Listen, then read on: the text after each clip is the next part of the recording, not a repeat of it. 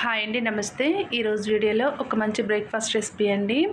చాలా తక్కువ టైంలో చాలా తక్కువ ఇంగ్రీడియంట్స్తో ఈ స్పాంజ్ దోశ ప్రిపేర్ చేసుకోవచ్చు. రెగ్యులర్గా చేసే వాటికన్నిటికంటే కూడాను చాలా టేస్టీగా ఉంటుందండి. అలాగే రెడీ చేయడం కూడా చాలా ఈజీ అనమాట. సో ఈ స్పాంజ్ దోశ ప్రిపరేషన్ కోసం ముందుగా నేను ఒక మిక్సింగ్ బౌల్లోకి ఒక గ్లాస్ నిండా బియ్యం తీసుకుంటున్నాను. నేను ఇక్కడ సన్న బియ్యం తీసుకుంటున్నానండి. మామూలుగా అయితే రేషన్ బియ్యం కొంచెం లావుగా ఉంటాయి కదా, ఆ బియ్యం అయితే బాగుంటుందన్నమాట ఈ దోశకి. సో ఇక్కడ ఈ బియ్యాన్ని తీసుకొని శుభ్రంగా వాష్ చేసుకొని పక్కన పెట్టేసుకోవాలండి. అలాగే ఎంత బియ్యం క్వాంటిటీ తీసుకున్నామో దానికి సరిపడా పెరుగు తీసుకోవాలి. పెరుగు కొంచెం పుల్లగా ఉంటే బాగుంటుందండి ఈ దోశకి. అలాగే ఒక అర చెంచా మెంతులు తీసుకొని మూడింటిని కలిపి శుభ్రంగా నానబెట్టేసుకోవాలండి ఓవర్ నైట్. చూడండి, నేను ఓవర్ నైట్ నానబెట్టాను అనమాట. ఇక్కడ నేను చూపించేవి నైట్ నానబెట్టాను మార్నింగ్ బ్రేక్ఫాస్ట్ కోసం. మెంతులు బియ్యం చక్కగా నానిపోయినాయి కదా. ఇప్పుడు వీటన్నిటిని కూడా ఒక మిక్సీ జార్లో వేసుకొని అవసరమైతే కొద్దిగా వాటర్ పోసుకొని మెత్తగా మిక్సీ పట్టేసుకోవాలండి. ఖచ్చితంగా రేషన్ బియ్యం అయితేనే బాగుంటాయండి, కాకపోతే నా దగ్గర లేక నేను సన్న బియ్యం పోసాను. ఇలాగా స్మూత్గా మిక్సీ పట్టేసుకొని గిన్నెలోకి ట్రాన్స్ఫర్ చేసుకోవాలి. ఇప్పుడు ఇందులోకి ఒక 2 చెంచాలు లేదంటే ఒక 3 చెంచాలు మైదా పిండి వేసుకుంటున్నాను. ఈ మైదా పిండి వేసుకోవడం వల్ల కన్సిస్టెన్సీ అడ్జస్ట్ అవుతుందన్నమాట, కరెక్ట్గా వస్తుందండి దోశ అనేది. అలాగే కొంచెం వంట సోడా వేస్తున్నాను, తినే సోడా అంటారు కదా, అది ఒక అర చెంచా వేసుకున్నాను. అలాగే రుచికి సరిపడా సాల్ట్ వేసుకున్నాను. అర చెంచా అంటే ఇక్కడ నేను చాలా చిన్న చెంచా తీసుకున్నాను కదండి, అందు గురించి అర చెంచా వేసాను. ఇప్పుడు వీటన్నిటిని కూడా బాగా మిక్స్ చేసుకోవాలన్నమాట. ఒక 5-10 నిమిషాల పాటు పిండి ఉండాలి లేకుండా స్మూత్ టెక్స్చర్ వచ్చేంత వరకు కలుపుకుంటూ ఉండాలి. చూడండి, ఈ విధంగా ఉండాలన్నమాట కన్సిస్టెన్సీ.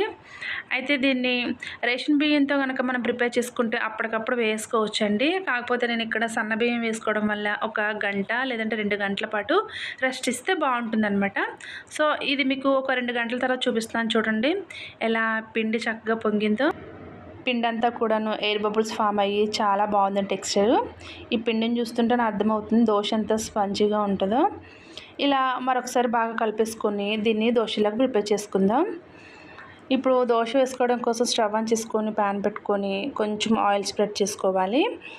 మనకి ఇక్కడ నచ్చితే పల్చగా వేసుకోవచ్చు అండి, లేదంటే కొంచెం మందంగా కూడా వేసుకోవచ్చు. నేనైతే మరీ పల్చగా కాకుండా అలానే మరీ మందంగా కాకుండా జస్ట్ లైట్గా స్ప్రెడ్ చేస్తున్నాను ప్యాన్ మీద.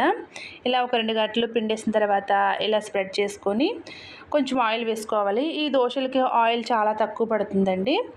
ఇలా ఆయిల్ వేసిన తర్వాత మంటని లో టు మీడియంలోకి అడ్జస్ట్ చేసుకోవాలండి మంటని. అప్పుడే మనకి బాగుంటుందన్నమాట. హై ఫ్లేమ్లో పెట్టామంటే తొందరగా కలర్ చేంజ్ అయిపోతుంది. అలాగే ఈ దోశ చాలా సాఫ్ట్గా ఉంటుంది కాబట్టి తొందరగా కుక్ అవుతుందండి. చూడండి, ఒక 2-3 నిమిషాలకే ఎలా ఉడికిందో దోశ అంతా కూడాను. ఇప్పుడు మనకి ఇష్టమైతే రెండో వైపు కూడా కాల్చుకోవచ్చండి, లేదంటే అలా కూడా తినేసేయచ్చు. జస్ట్ రెండో వైపు టర్న్ చేసుకొని ఒక అర నిమిషం పాటు ఉంచి తీసేస్తే చాలా సింపుల్గా ఈ దోశ రెడీ అయిపోతుందండి. ఎప్పుడైనా ఇంట్లో పెరుగు ఎక్కువగా ఉన్నప్పుడు లేదంటే పులిసినప్పుడు వేస్ట్ చేయకుండా పెరుగుని ఇలా బియ్యం మెంతులు వేసి దోశలు వేయండి, చాలా బాగుంటుందండి. అలాగే ఆయిల్ తక్కువగా పడుతుందన్నమాట, ఎక్కువ టైం తీసుకోదండి ఈ దోశ కాల్చుకోవడానికి. జస్ట్ ఒక 2-3 నిమిషాల్లో దోశ రెడీ అయిపోతుంది.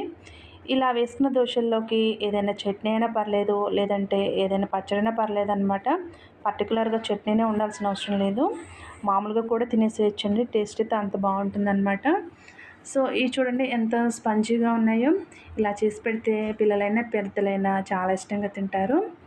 ఈ దోశల వీడియో మీకు నచ్చినట్టయితే ఖచ్చితంగా వీడియోకి లైక్ చేయండి. అలాగే నా ఛానల్ సబ్స్క్రైబ్ చేయండి. Thanks for watching.